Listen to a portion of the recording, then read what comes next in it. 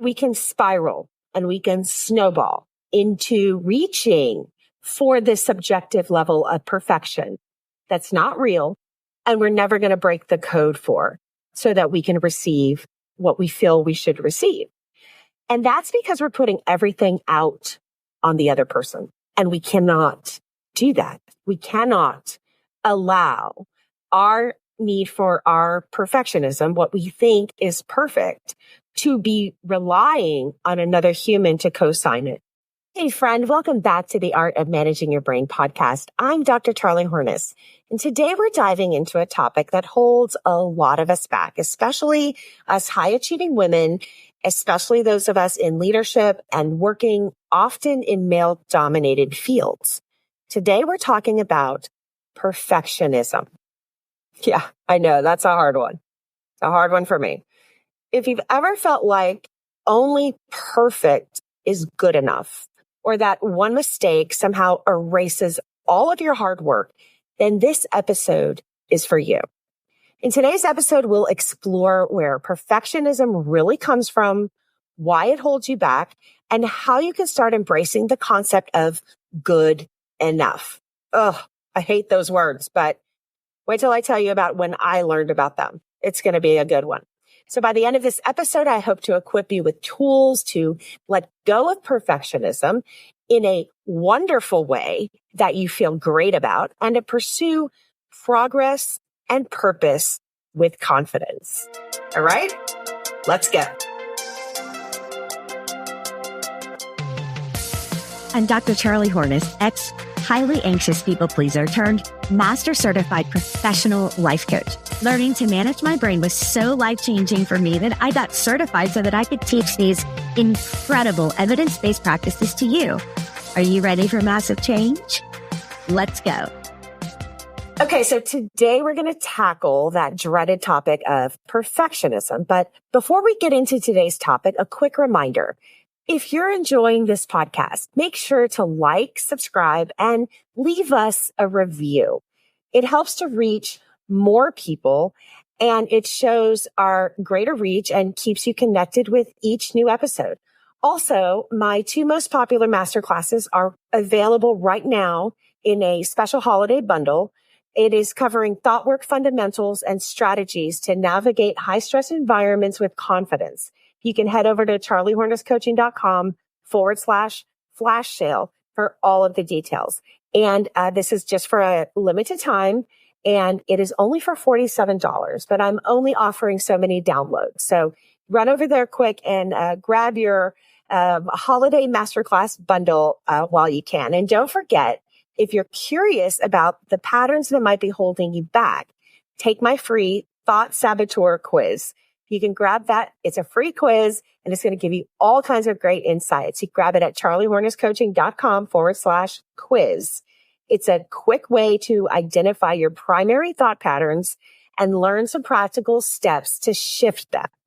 All right, now let's dive in. Okay, so today I'm speaking to all of my fellow perfectionists out there. If you've ever felt like only perfect is good enough, or that you must avoid mistakes at all costs to be taken seriously, then this episode is for you. Perfectionism can feel like a way to prove your worth. But the truth is, it's a trap that keeps you stuck. So today we'll talk about why perfectionism is actually holding you back and look at practical steps to start embracing the concept of good enough. Ugh. I don't even like saying that. It's absolutely so hard for me. But good enough is often the healthiest choice we can make. First of all, we have to talk about what perfect is. What does it mean to you specifically? Because when we're dealing with thought work and mind management, often we're talking about the objective versus the subjective, right? What is true, factual, real, concrete fact versus what is opinion, what is seen through particular lenses, what can be colored in various ways, what is based on our story, our experience, what we've been socialized to believe. And if you have been listening to me, you know that I love to look up words.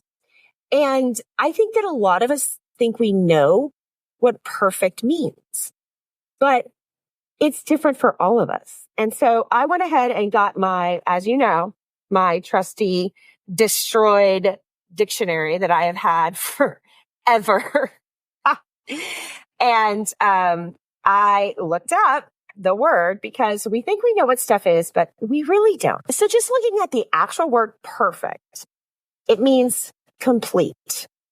Think of these definitions through the lens of you wanting to be perfect, you wanting everything you do to be perfect based on whatever your experience and definition of perfect is.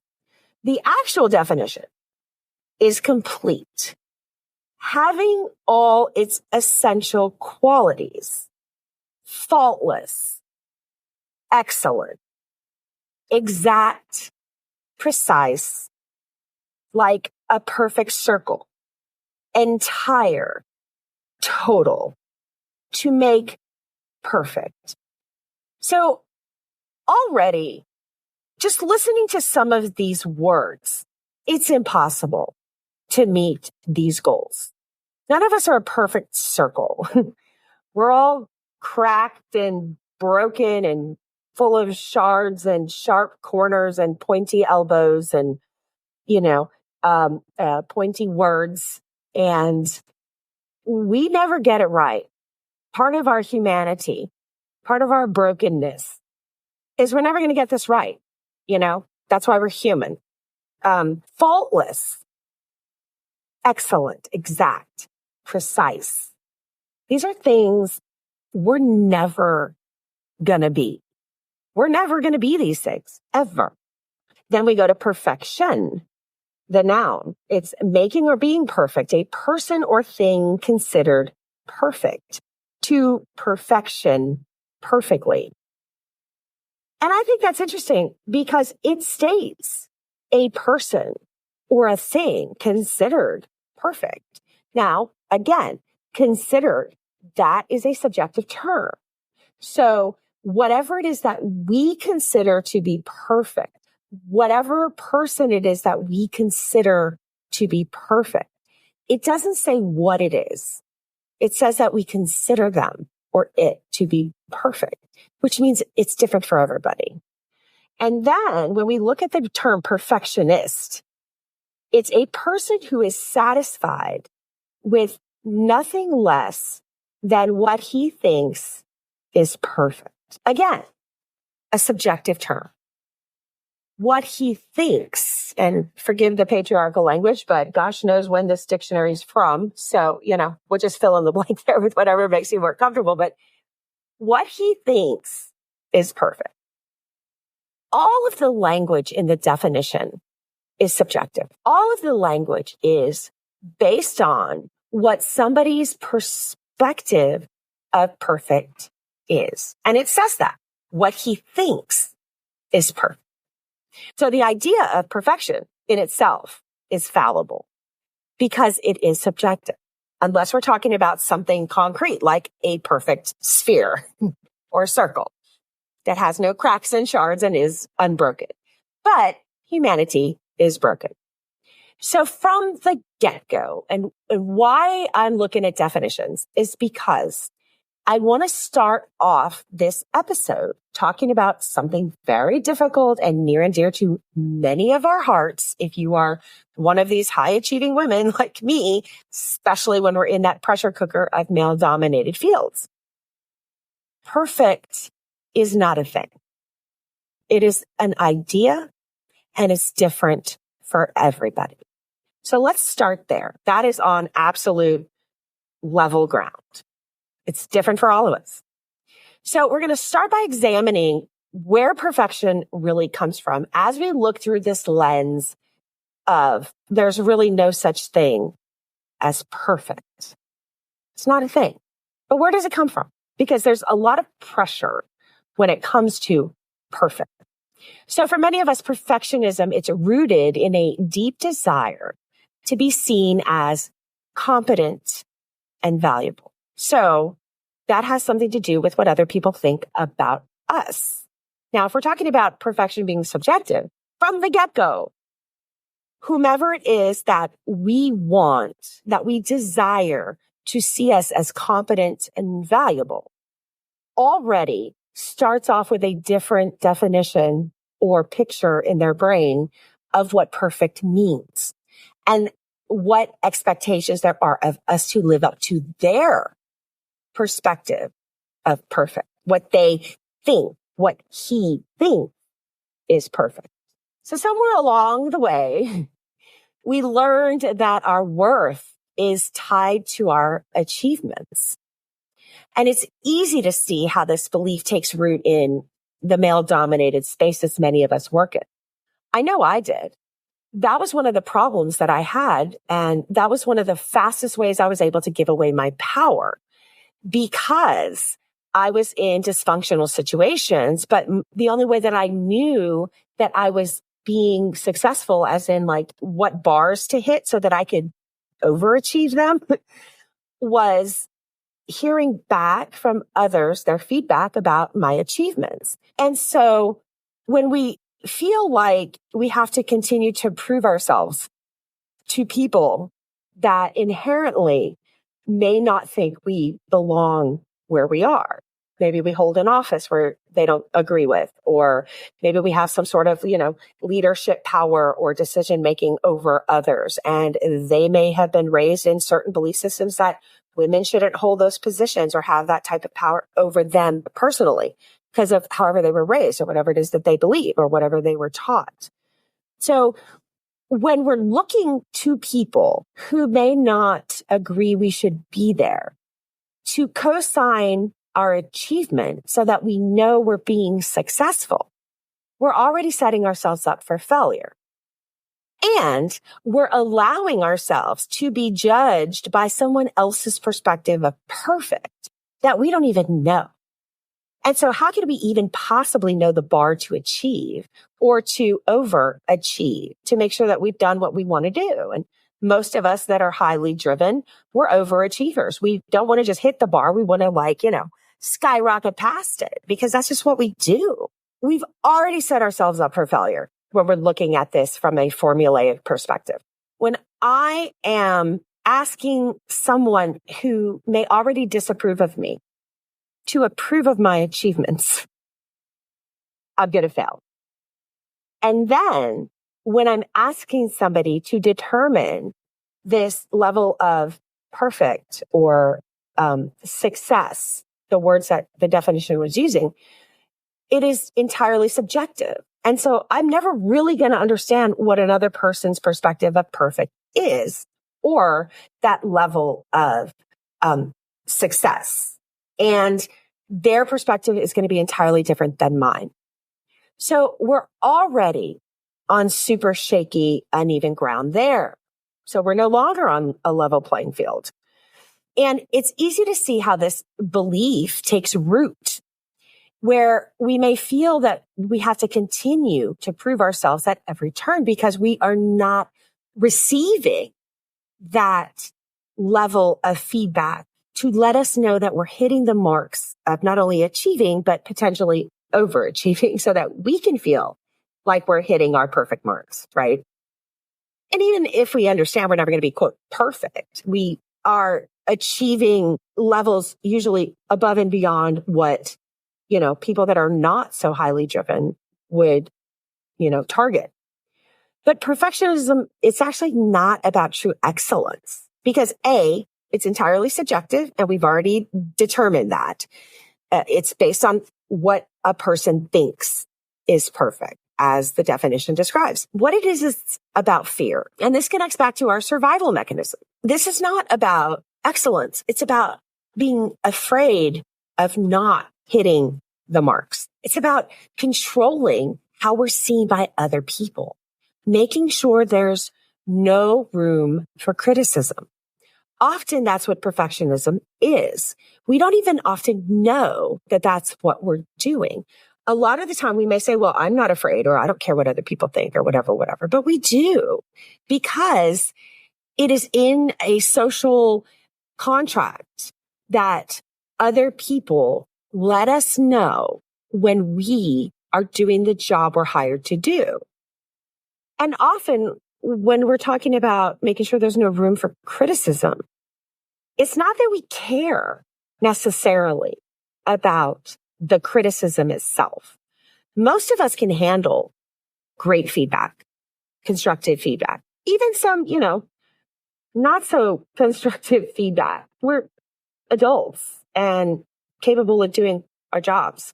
But what gets sticky for women in leadership is when we start to sort of tip over into a little bit of cognitive dissonance because we know what we're doing. We're good at what we're doing. We were hired to do what we are good at doing. We're, prepared and educated to do what we're doing, but we're not receiving the basic approval of achieving the goal we were hired to achieve. Because often in male-dominated spaces, we are still dealing with the socialized patriarchy of people who are supposed to grant us basic feedback and annual reviews and things like that. Often they're not interested or they're not willing, even if they're not aware of it, to give us the feedback of achievement. Often that doesn't even have anything to do with us. It often has a lot to do with our gender. It has to do with these gender bias gap things that I've talked about how we have to earn trust in ways that men don't have to. Men have to lose trust. We have to earn it from the get-go. And often it is very difficult for us to receive the proper feedback that we need when we're working in what feel like toxic or hostile working environments where we start to question, have we met the goals we were hired to meet? Why are we not getting the proper feedback that we need to know that we're achieving what we were hired to achieve? Why are we not getting the constructive criticism that will help us be better? So from the very get-go, what it is we're trying to achieve is entirely subjective to our own brains and will not match up with those that we need and seek approval from so that we know that we're achieving what we're hired to achieve. It's never going to match. And what they think we should be perfect in is not going to be what we think we should be perfect in. We can spiral and we can snowball into reaching for this subjective level of perfection that's not real and we're never going to break the code for so that we can receive what we feel we should receive. And that's because we're putting everything out on the other person. And we cannot do that. We cannot allow our need for our perfectionism, what we think is perfect, to be relying on another human to co-sign it. So there's a lot of deficits right there at the get-go. And it can snowball because when perfectionism really is rooted in fear, and the fear may not be intentional, but the fear ultimately is not leaving room for criticism.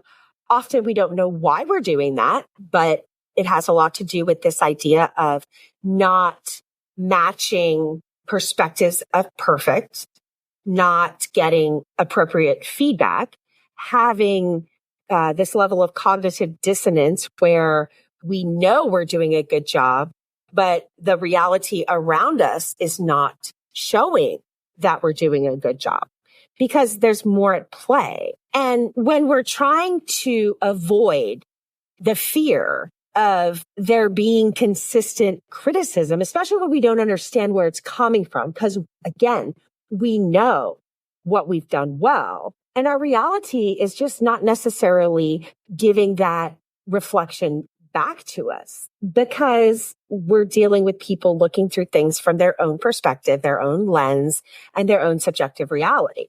So ironically, though, this need for control often leads to instead procrastination, burnout, and constant dissatisfaction. Now, I've said a million times, the kryptonite to burnout is purpose. As we try to reach perfectionism that we're never going to reach, we lose our sense of purpose. We lose our sense of why we're there in the first place. Why did we go into the field? Why did we work so hard to get where we are? And then just to be like sideswiped left and right by this criticism that our perfectionism is trying to protect us against.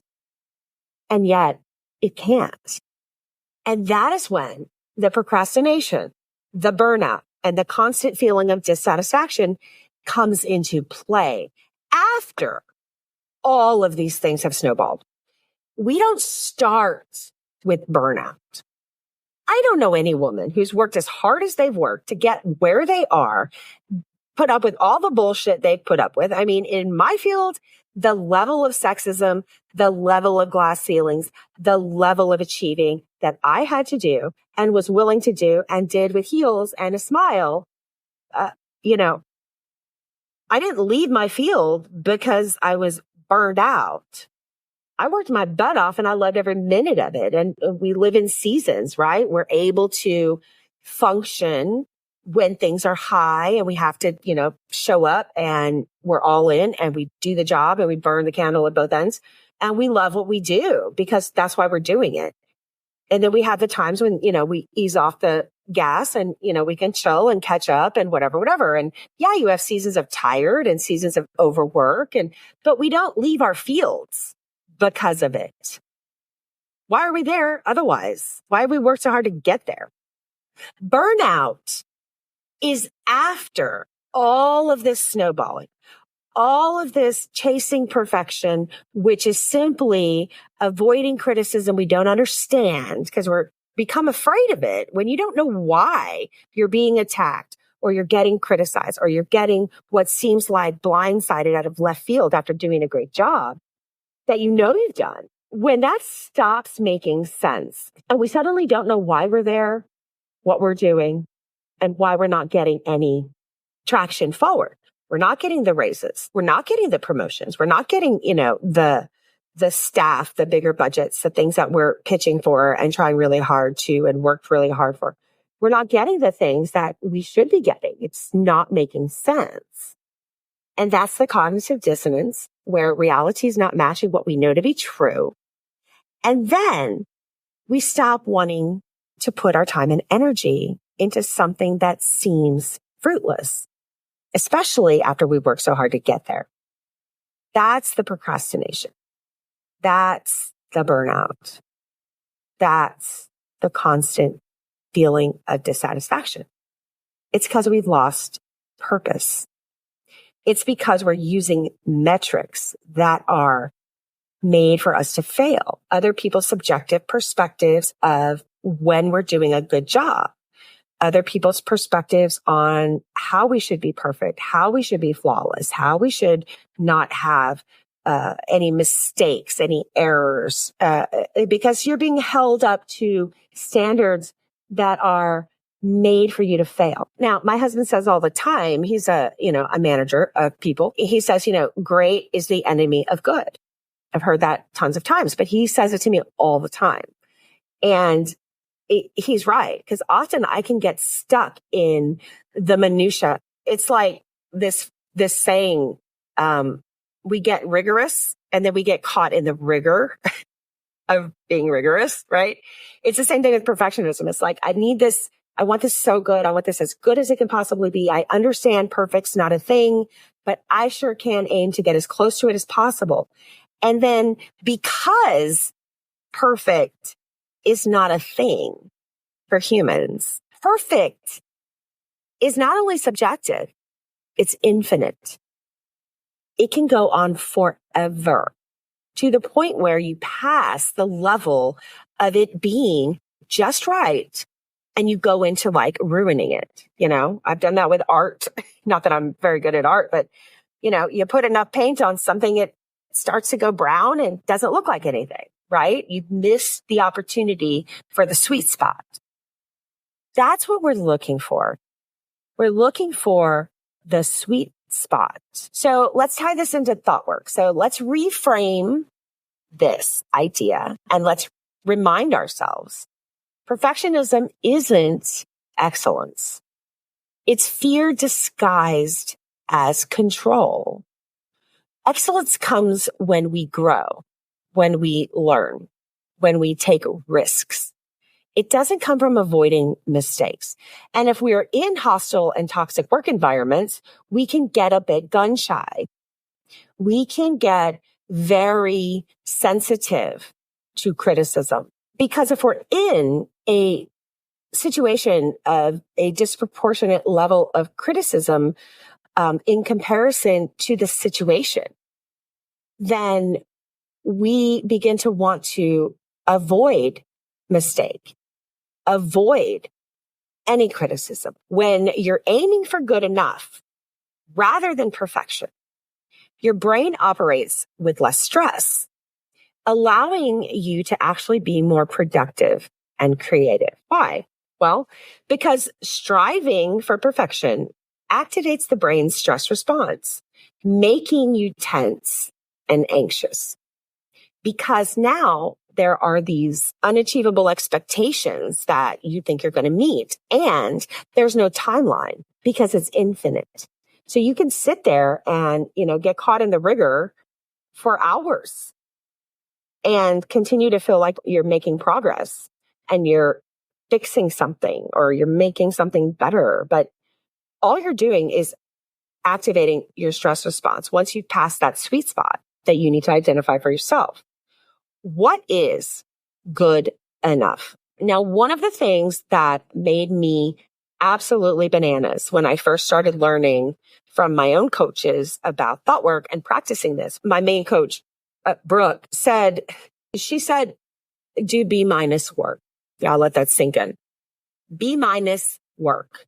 That is nearly impossible for me to even fathom. It's now become a joke in my house. When anybody in my family sees me like cranking away on the computer, they're like, B- work, mom, B- work, or my husband or whatever, because I can get stuck, caught in the rigor. I can sit there and minutia something to death, well past my sweet spot and way into the infinity of perfect. And I don't know if I'm okay with B- work, but I can be okay with A- work, on occasion B+. But that was very hard for me to understand, that it doesn't have to be perfect.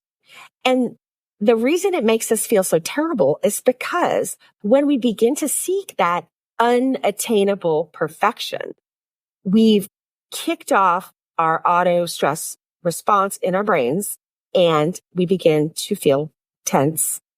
We begin to feel anxious. Our brains are only wired to handle achievable goals, ones that let us build up momentum rather than feel immobilized. And seeking something that is infinitely unattainable is going to make you feel immobilized.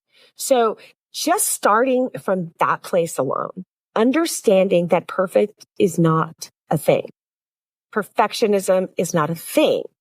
Often it's simply a derogatory thing to throw at women. It's not a thing. We cannot chase perfect. We have got to intentionally be imperfect. Intentional imperfection. Then we have to have deadlines and timelines. And we have to say, I'm going to set this timer. I'm going to give myself this amount of reasonable time. And I'm going to do this. And when the time's over, we're done. And we move on to the next thing. Otherwise, we will sit there and we will be frozen and we will be petrified and we will not be able to achieve a thing. And studies show that when we adopt this good enough mindset, this B- or A-, wherever you're comfortable, I'm going to sit in the A- camp, but you do you, because this is about you achieving, not about, again, being perfect. Okay. When we adopt this good enough mindset, we activate our brain's reward centers. We do. We get like a pop of dopamine. Number one, because we finished something. Number two, we feel great because we finished something. Number three, knowing you probably being anything like me, it's pretty darn good. Your B- work is probably many people's A+ work. It's just your subjective belief system. So you have all of these great things that are going to start to sort of explode in your brain. It feels good. You activate reward centers. You reinforce feelings of accomplishment, and it encourages us to continue to make progress. Counterintuitively, by dropping our level and standard of achievement to good enough, to B minus, we do all of these incredible things for our brain immediately. And we start to build new pathways by giving ourselves permission to be just good enough, which we all know we're not going to sit at, right? But permission to be just good enough. We're not lowering our standards. We're respecting our own mental energy. We're respecting our own personal boundaries, our own capacity, our own time management, and we're freeing ourselves to become more innovative. We're freeing ourselves to become more creative because we've let go of this infinite chasing of a bar we're never going to hit. And we don't even know what it is anyway, because it's not a thing. We're never going to get there. Nobody knows what perfect is because it's, continuously in front of us. It's continuously the carrot we're never going to catch, ever. Understanding we're never going to get there is key. And once we let that go, once we are intentionally imperfect, once we can just let go of that pressure and we can stop activating our anxiety and automatic nervous system response that feels terrible, we can relax and we can become creative. We can work in a new space that has freed up a lot more brain activity that was being used up to be anxious and to be concerned about criticism and to be rooted in fear. And once we, let go of all of that, once we understand other people's criticisms are just like perfectionism, as far as like achieving perfect, it's not a thing. So if you're feeling like this is speaking to you and you are the perfectionist, you might often start to think that you have to do this perfectly or you're not good enough. Most of that, as I've explained, is a product of socialization, that if you don't hit the marks other people expect of you, especially when they don't make sense and they're disproportionate, it's very easy for you to believe that you're not good enough rather than see that aerial view thing that I always talk about, that, seeing the system for what it is. And instead of you being in it and getting, your butt kicked within the system, you can rise above it and see the layout and see the moving pieces. Like you're looking down on a chessboard. You're watching two people play chess from above and you can see the moves and you can see what's happening. You can see the system of socialization at work in you. And when you, can remove yourself from that a little bit and you can say, oh, I'm not feeling good enough, not because I haven't done this perfectly, but because there's all of these social expectations around me that don't make sense, that are seemingly disproportionate and unhealthy. And then once you can get through those layers and either identify that is or is not what you're dealing with, then you can start to really identify your own levels of what it is you're trying to achieve, why you're achieving it, where's your sweet spot, did you blow past the sweet spot, are you doing your 80 to 90%, have you set your time limit? Because if you don't have all of these tools in place, it's very easy to say, if it's not perfect, I'm not good enough. And all of that is just a lie based in nothing. What if you challenged the thought instead? Okay. What if instead you could replace it with, is doing my best enough? Doing my best is enough. And doing my best in the time frame that is appropriate and getting a pretty reasonable amount of awesomeness done, because that's what we do. Is it enough? It is enough. It's enough. It's not perfect. It's never going to be. It's enough. And that is a balm to your stress. It is a balm and a soothing layer of awesomeness to feeling crappy. So we are reframing. And that's crucial because Our beliefs shape our reality. Our thoughts shape our reality. Our thoughts through our feelings, through our actions, shape our results. That's our reality. And you can change your reality at any time. You can change your perspective on your reality anytime. Why? Because you're reframing the thoughts that do not support your well-being into crucial thoughts that do support your well-being.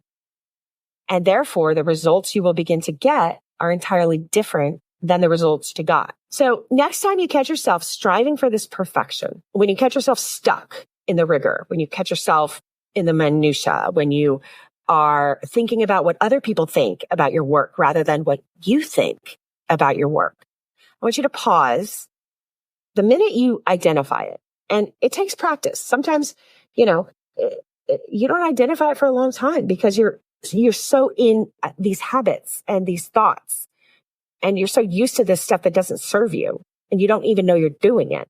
But when you catch it, and you will start to identify, because identifying it is the most important piece. Pause and ask, what am I actually afraid of?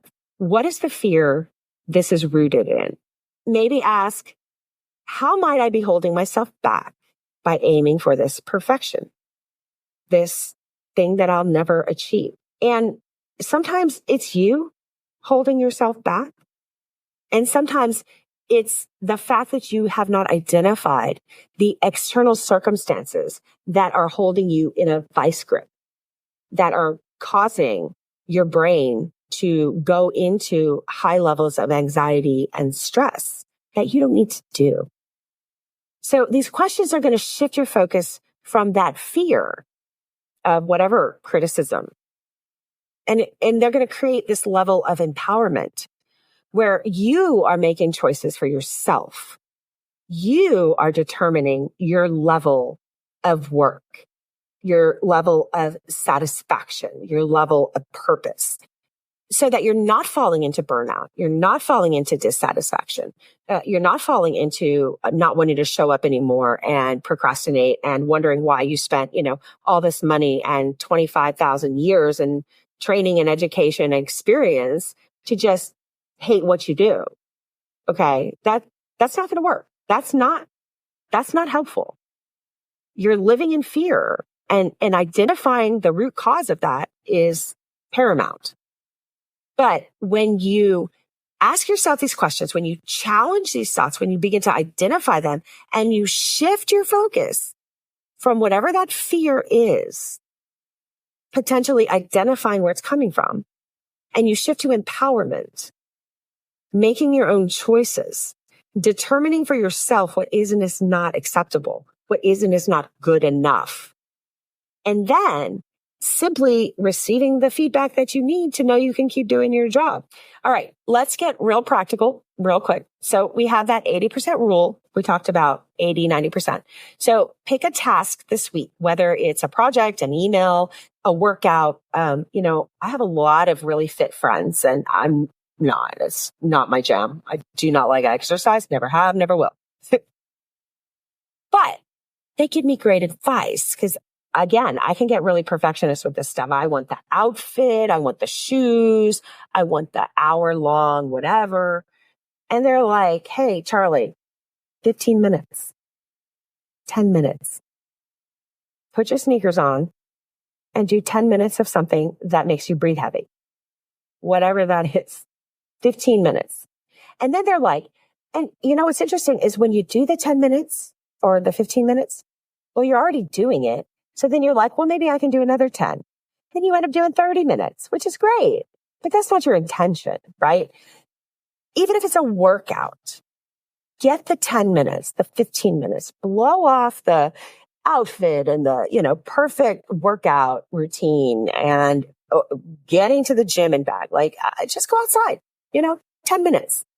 I play 10 minutes of soccer with my kid and I end up out there an hour, and it's so much fun, and I'm exhausted and I can't breathe. And I can't tell you how many times I've fallen over, but it's a blast and I get exercise. And we aim to complete that 80%. that 90%. Allow it to just be good enough. Because even if that means you leave some details unfinished, you're going to be surprised how much better you feel at good enough than you're going to be feeling at perfect, because you're never going to get there. Notice the discomfort. Notice the urge to go back and perfect something. Notice how uncomfortable it is that you know it could be just a little bit better, because it's always going to be just a little bit better. Always. And just let it be. That timer goes off, that hour mark hits, whatever, the time frame is that you gave yourself. Let it be when you're done. And observe your thoughts without even acting on them. Just notice the things you say to yourself. Notice the tone you use to speak to yourself. Are you being kind?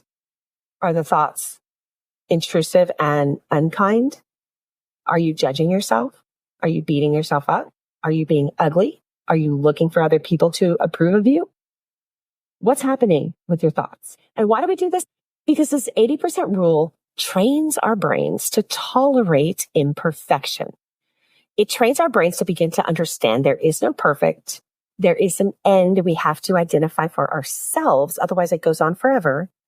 And it helps us build the resiliency against these urges to control every detail, which also is going to bleed over into this need for impossible feedback we're never going to get, chasing it from people that aren't ever going to give it to us. It bleeds over into letting other people determine perfect for us, because we understand that perfect is subjective and infinite. It automatically counters the stress and anxiety that starts in our brains when we go into that place. And these small steps, they teach us that not everything requires our best. You don't have to do that for everything. And over time, this approach, it builds your confidence, showing you that your value is not tied to a perfect outcome, whether you've determined that or other people subjectively are trying to determine that. So true confidence doesn't come from being perfect. It comes from trusting yourself to handle whatever comes up. In reality, confidence isn't about achieving flawless results. It's about knowing that you can adapt and grow, even when things do not go as planned. Even when you hit a speed bump, even when things change, even when people aren't kind, you can adapt and you can grow and you can find joy despite all of that. Think of confidence as a skill that you can practice. You can practice confidence. The people who succeed aren't those who avoid mistakes, but those who are willing to make them, those that are willing to learn from them. Those are the people that succeed. When we release this need to be perfect, we're finally free to pursue what truly matters. And we can pursue it with our confidence and our joy. And we can practice confidence and joy as we pursue them. So this week, I want you to try the 80% rule, the B- rule, and see how it feels. See, even B-, like I had to identify how the word B- made me feel. At first, I was like, my feathers were ruffled and I was ready to tell them, I can't do that, blah, blah, blah. That's not me. And, I have no humility about it. I couldn't even see how I was responding to the exercise, which proved I needed to do the exercise. See how it feels to let go of that extra level of pressure. And remember that you're enough. You are enough. You're enough exactly how you are, just as you are this very moment, including whatever mistakes you just made or that you're carrying around or beating yourself up for. You are perfect, just as you are, imperfections and all. I don't want you to forget that. Okay, friend? So if this episode resonated with you, I hope that you'll share it with somebody who might benefit from letting go of their own perfectionism, understanding how much toxicity is not only in their own perfectionism within, but how much, and more so, external pressures of perfectionism are insidious to socialized patriarchy, just socialized unreasonable expectations in general. So much of that actually has nothing to do with us. So any of your friends that might need to learn that, please pass them on to this episode. And don't forget to subscribe if you haven't yet. This podcast, it's all about giving you practical tools to navigate your career and life with confidence and resilience. So for even more tailored insights, take that free quiz, my Thoughts Saboteur quiz at charliehornesscoaching.com/quiz. And you will discover the specific thought patterns that might be holding you back and learn some practical steps to start shifting them back to health. And thanks again for tuning in. And just remember, you're not defined by perfect results because you'll never get them. You're defined by your growth, your courage, your resilience, and your willingness to fall on your face and be okay with it. All right. I'll talk to you soon, friends.